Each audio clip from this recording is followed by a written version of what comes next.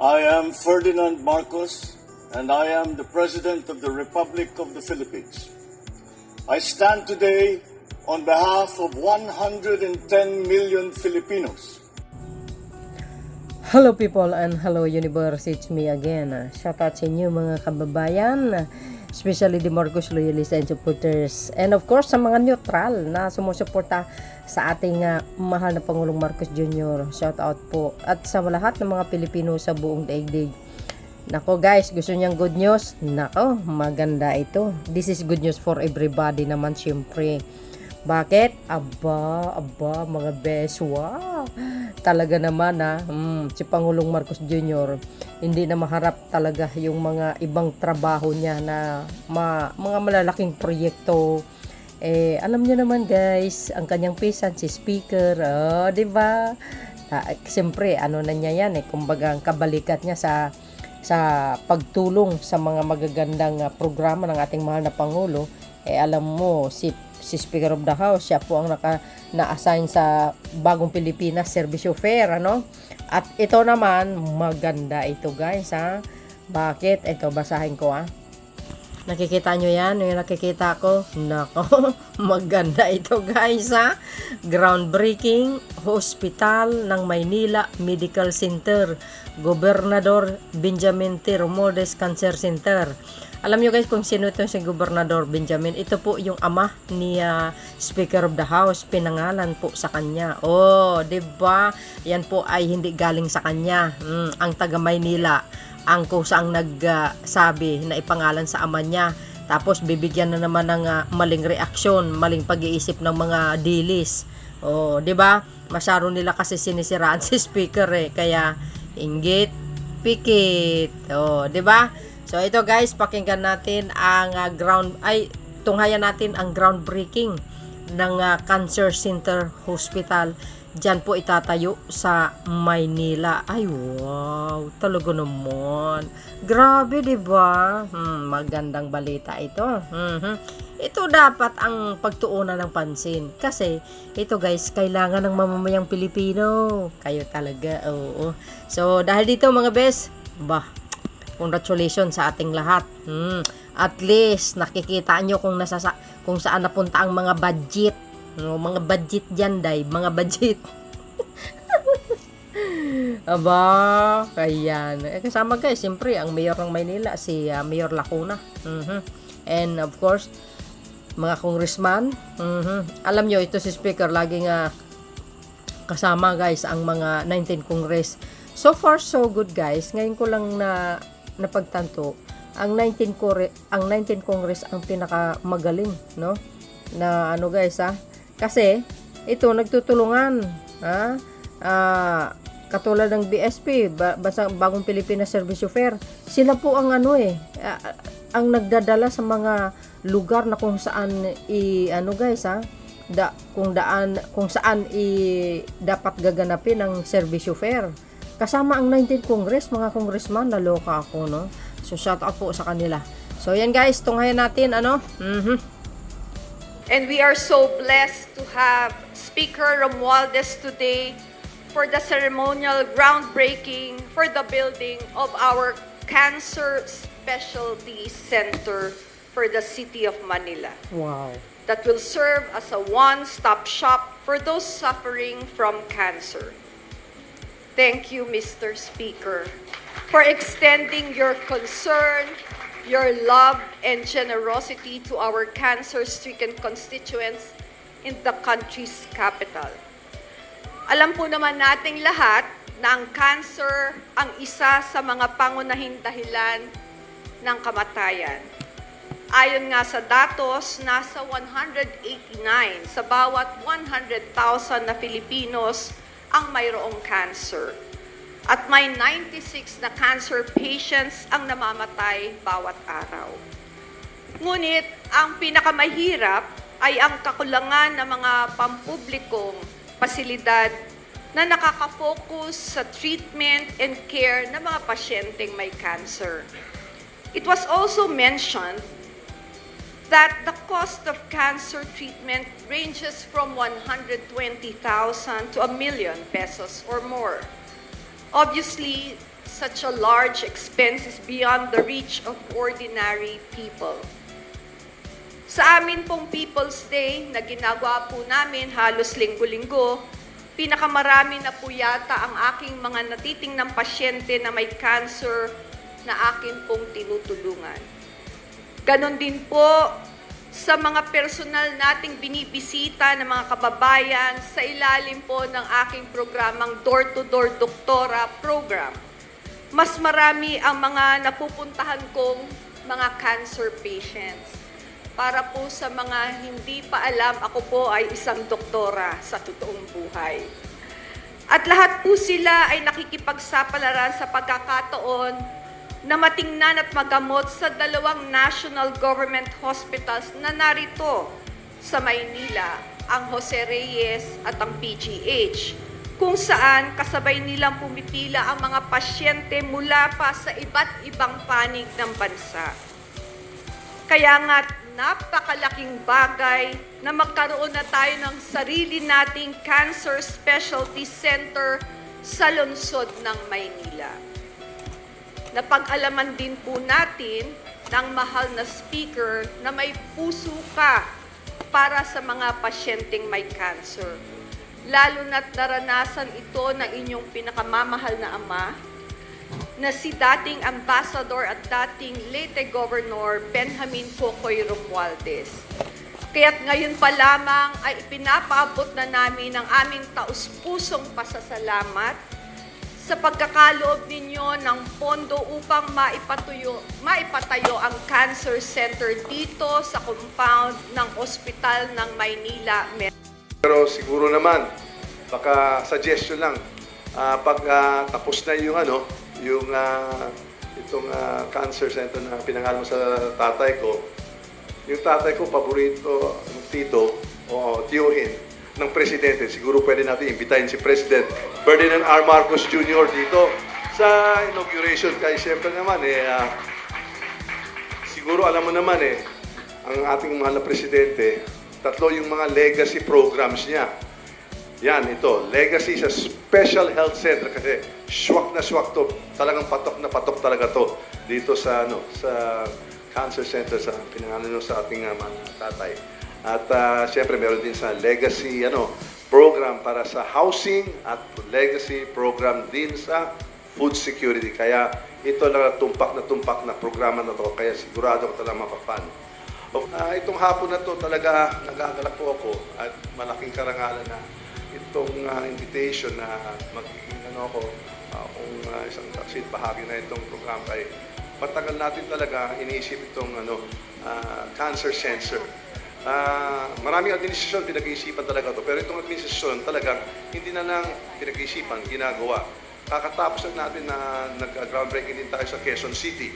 Kaya meron din tayong cancer center dyan at gusto talaga natin yung cancer pagkatapos ng heart attack, stroke, heart disease, yan talaga ang nagiging talagang sinasabi na nga ni Mayor, the most dreaded disease after those 2 conditions na tungkol sa puso, yan, cancer. At mismong tatay ko, ay kinuha siya dahil sa cancer. Kaya may karanasan kami sa kahirapan ng mga pamilya na dumadaan dito sa proseso sa pag-aalaga sa mga cancer patients. That's why we are very, very, very supportive na itong programa na to. So, isa sa naman na makasaysayang hakbang ang ginagawa natin ngayon para sa misyon na masigurong may matatakbo ng mga Pilipino sa panon na makangailangan ng ito po talaga ay magiging isang napakagandang legacy. At sisiguraduhin natin na itong proyekto na to will be fully funded at least throughout my term as the speakership. I guarantee you top priority ito. At huwag kayong mga amba. We will make sure that this is fully supported for all the needs na sinabi ni Mayora. Hindi natin papabayaan. At kung may pagkukulang, yung mismo pamilya ko mag-underwrite ng ano pang kailangan. Magaling talaga siya mag-sales talk sa akin. Ilagay natin sa pangalan ng tatay mo. Kaya, forced to good talaga. Forced to good talaga kami. Pero hindi dahil lang, yan, nasa pangalan ng tatay ko at inimbita mo ako dito. Pero talagang kailangan talaga. At we have always recognized that cancer has been bane to society, na nahirapan talaga ang taong bayan dito. Kaya kung ano man ay maibibigay natin, siguro kagayang ginagawa ni Kong Saldi ko sa Bicol, kasi kaka-inaugurate din natin yung specialty health center sa Bicol, dun sa Legazpi. Baka pwede natin integrate natin siguro sa building. Chair Saldi, ano kaya? Di ba dapat bukod sa health facility, yung kagayang ginawa mo, parang may housing din para sa pamilya. So parang may kasi yun ang nangyari din sa tatay ko, kasi nagpagamot hindi lang dito pa sa Amerika. Yun na talagang kahirapan, kasi syempre pag mayroon kang isang kapamilya, may cancer, yung mga kamag-anak, yung kaalaga, saan ba sila titira?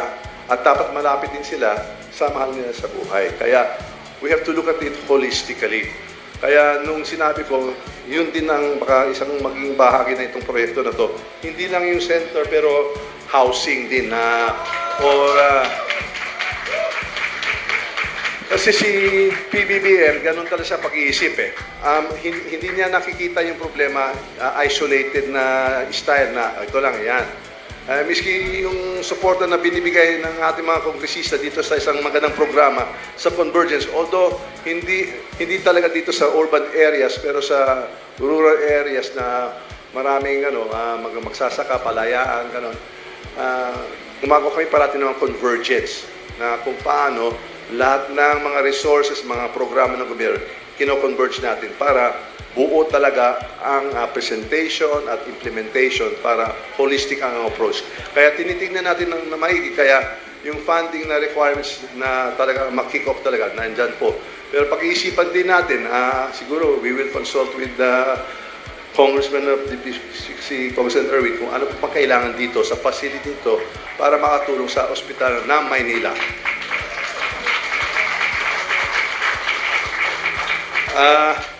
Sa wakas, ako lang ang uulitin na do not worry. President Marcos believes in these types of projects. Ito talaga ang legacy project na gusto niya maiwan. At ito na nga ang regalo ko kay Mayora na dala ko kay Chairman at kay Madjo. Talagang hindi lang salita. Ayan, sinabi ko sa kanya kanina, ito po ma'am ang regalo ko sa iyo, yung APRO chairman at saka yung Madjo. Kaya nung sinabi ko yes na yes, ayan, sila na ang bahala sa lahat ng mga kailangan ninyo. At hindi naman yan silita, siguro kilala naman mga kongresista naman yun sa Maynila. Problema, naging yes man na yata ako sa Kongreso. Basta lahat ng mga mga kongresista, lalo na tiga Maynila, yes na yes ako. Kaya iiwanan ko talaga yan, kasi baka mamaya marami ng mga mahihigit ang makagalit sa akin, kasi yung puso natin talaga ay sa Maynila. Lang hospital for this cancer center in Manila, named after my father, is something very close and dear to my heart, not just to the people of Manila. I'm sure all Filipinos from all walks of life dito sa Pilipinas ay makakaranas ng magandang specialty care at attention. At we shall assure, ulitin ko, we will assure you that this project will be properly and sufficiently supported and funded throughout the years. Kaya po, maraming salamat po. Si Martin Romualdez, leader ng House of Representatives, handang-handa kami maglingkod, magsilbi sa taong bayan ng Maynila sa Pilipinas. Maraming salamat po.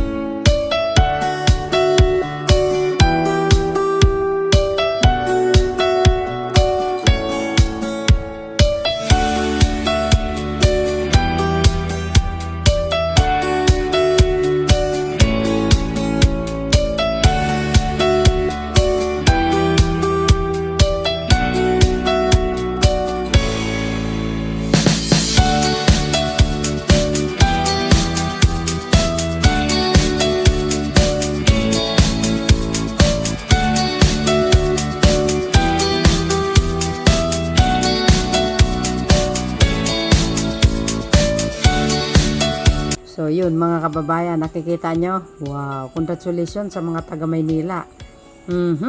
Siyempre, hindi lang taga Maynila, buong Pilipinas kung gustong pumunta, pag mayroong karamdaman, di at least mayroon silang pupuntahan para sa mamamayang Pilipino. Not only di Manila, guys. Yan ay para po sa lahat. Di ba guys? Si Speaker Martin lang ang sakalam, mga beswa. Ganyan, saka hands-on, tumulong no, sa ating mahal na Pangulong Marcos Jr. Kasama po ang mga congressman. 19 Congress, the best talaga. Wow, Gobernador Benjamin T. Romualdez Cancer Center. Oh my God. Isa sa pinakadelikadong sakit talaga ng mga beswa. So kaya alagaan yung mga sarili nyo, no? Pakonsulta sa doktor. Mayor ng Maynila, si Mayor Lacona, doktora pala yan. So yun guys, ano po ang kapalagayan nyo mga kababayan? Hindi kayo mapalagay? Siyempre ako masaya ako mga beswa. At napaka-the best ang administrasyon ngayon.